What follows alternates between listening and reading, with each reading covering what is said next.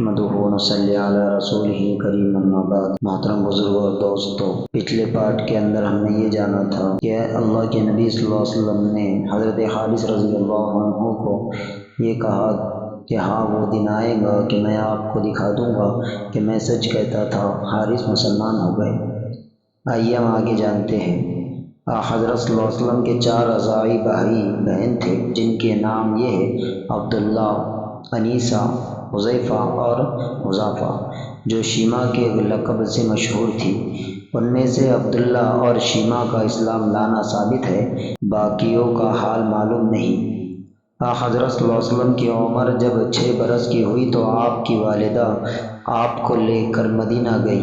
چونکہ حضرت صلی اللہ علیہ وسلم کے دادا کی ننیال خاندان نجار میں تھی، وہی ٹھہرے۔ اس سفر میں ایمن رضی اللہ عنہا بھی ساتھ تھی، جو حضرت صلی اللہ علیہ وسلم کی دائی تھی۔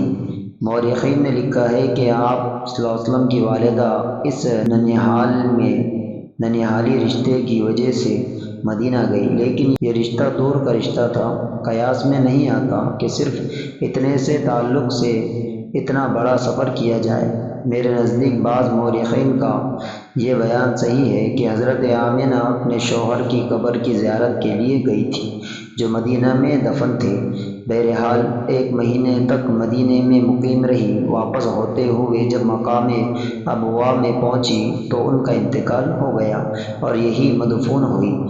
ایمن حضرت صلی اللہ علیہ وسلم کو لے کر مکہ میں آئی۔ والدہ ماجدہ کے انتقال کے بعد عبد المطلب نے حضرت صلی اللہ علیہ وسلم کو اپنے دامن و تربیت میں لیا، ہمیشہ آپ کو اپنے ساتھ رکھتے تھے۔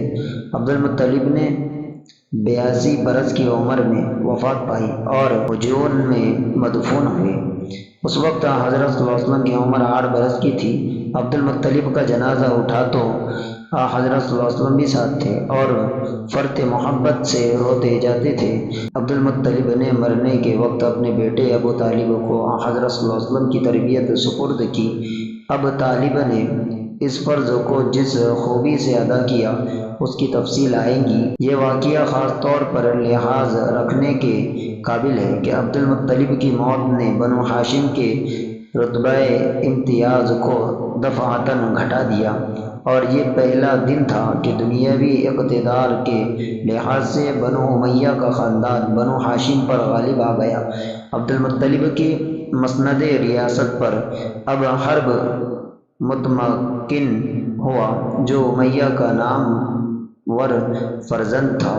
مناسب ریاست میں سے صرف سقایا یعنی حجاج کو پانی پلانا عباس کے ہاتھ میں رہا، جو عبد المطلب کے سب سے چھوٹے بیٹے تھے۔